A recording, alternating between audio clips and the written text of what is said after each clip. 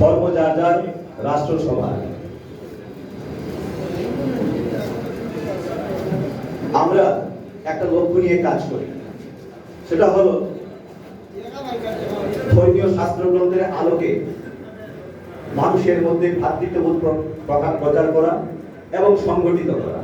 ভ্রাতৃত্ববোধ অর্থাৎ ধর্মীয় শিক্ষার মাধ্যমে মানুষের মধ্যে ভ্রাতৃত্ববোধ সংগঠিত করা এবং ঐক্যবদ্ধ করা, এবং আমরা প্রকৃত মানুষ এবং প্রকৃত ধার্মিক হয়ে, সুনাগরিক হয়ে বাংলাদেশকে কাঁধে কাঁধ মিলিয়ে সবাই আমরা সব নাগরিক একসাথে বাংলাদেশকে আমরা গড়ে তুলব, এই প্রত্যয় নিয়ে আমরা কাজ করি। এটা হল বাংলাদেশ পুনর্গঠন পরিষদের মূল লক্ষ্য। আমরা একটা জিনিসে বিশ্বাস করি যে প্রকৃত মানুষ এবং প্রকৃত ধার্মিক কখনো সাম্প্রদায়িক হয় না। যারা সাম্প্রদায়িক হয় তারা আসলে প্রকৃত মানুষ নয়, প্রকৃত ধার্মিক নয়, সেটাতে আমরা বিশ্বাস করি।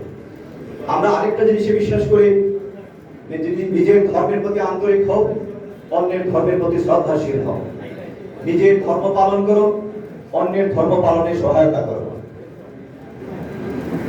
আজকে আমাদের মধ্যে আমরা পেয়েছি আমাদের প্রধান অতিথি হিসাবে বাংলাদেশ জামায়াতে ইসলামের কেন্দ্রীয় আমির, তিনি আমার বড় ভাই। এটা আমার ব্যক্তিগত সম্পর্ক। আমার বড় ভাই ডাক্তার অমিতাভ দে ওসমানী মেডিকেল কলেজ থেকে আমার 2 বছর আগে পাশ করেছেন। তারই সহপাঠী ছিলেন আজকে আমাদের প্রধান অতিথি আমার বড় ভাই ডাক্তার শফিকুর রহমান। তাই আমি আমার বড় ভাইকে যেভাবে শ্রদ্ধা করি, আমার আমির মহোদয়কে আমি সেভাবে শ্রদ্ধা করি।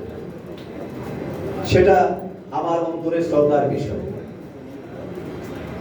আর একটা জিনিস, বেশি কথা বলবো না, কারণ এখানে আমরা মূল্যবান বক্তব্য শুনবো আমির মহোদয়ের কাছ থেকে। আমরা সবাই মিলে চেষ্টা করব এই দেশটাকে অসাম্প্রদায়িক দেশ হিসাবে গঠন করে ধর্ম বর্ণ নির্বিশেষে, উইদাউট এনি ডিসক্রিমিনেশন, আমরা একে অপরের কাঁধে কাঁধ মিলিয়ে এই দেশটাকে আমরা গঠন করব, নতুন বন্দোবস্ত করব। যে বন্দোবস্ত দীর্ঘদিন চলে আসছে, এই বন্দোবস্তে বাংলাদেশ চলবে না। আমরা চাই এটা নতুন বন্দোবস্ত। আমরা চাই বৈষম্যহীন একটি সুন্দর, দুর্নীতি মুক্ত, অসাম্প্রদায়িক একটি দেশ। আমরা চাই সন্ত্রাস মুক্ত একটি দেশ। আমরা চাই সাম্যের একটি দেশ। আমরা চাই অর্থনৈতিকভাবে উন্নত একটি দেশ, যেখানে মানুষ, আমার গ্রামের মানুষ, গরিব মানুষ না খেয়ে আছে। আমরা এখনো কিন্তু জানি না, আমরা বুঝি না। আমরা চাই সবার মুখে এক মুঠো অন্ন দিতে, এক মুঠো ভাত দিতে, বস্ত্র দিতে, শিক্ষা দিতে, স্বাস্থ্য দিতে। আমরা সেভাবে আমাদের এই দেশটাকে আমরা গঠন করব। আমরা চাই না এই দেশ থেকে আর ব্যাংক থেকে লুট হয়ে টাকা চলে যাক বাইরে। আমরা চাই না এই দেশ থেকে মানি লন্ডারিং হোক। আমরা চাই না এই দেশের ব্যাংক দেউলিয়া হয়ে যাক। এটা আমরা চাই না। আমাদের অধিকার সংবিধান আমাদেরকে দিয়েছে, সনাতন ধর্ম। সংবিধানের 4 উপচ্ছেদে বলা আছে হিন্দু, বৌদ্ধ, খ্রিস্টান সমমর্যাদা এবং সম অধিকার রাষ্ট্র নিশ্চিত করবে। কিন্তু আমরা দীর্ঘ বঞ্চনার ইতিহাস, যার কারণে আমরা 8টি দফা দিয়েছি বাংলাদেশ পুনর্গঠন পরিষদ। এটা দফা দেওয়ার দরকার ছিল না। যদি সংবিধানকে মেনে এই রাষ্ট্র আমাদেরকে সমমর্যাদা এবং সম অধিকার দিত, আমাদের এই দাবি নিয়ে আমাদের রাস্তায় নামতে হতো না। এটা আমাদের লজ্জা, জাতি হিসেবে আমাদের লজ্জা।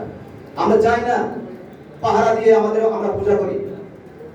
আমরা চাই না একজন আরেকজনের ধর্ম মন্দিরে, ধর্ম উপাসনায় আঘাত করুক। আমরা চাই না এটা।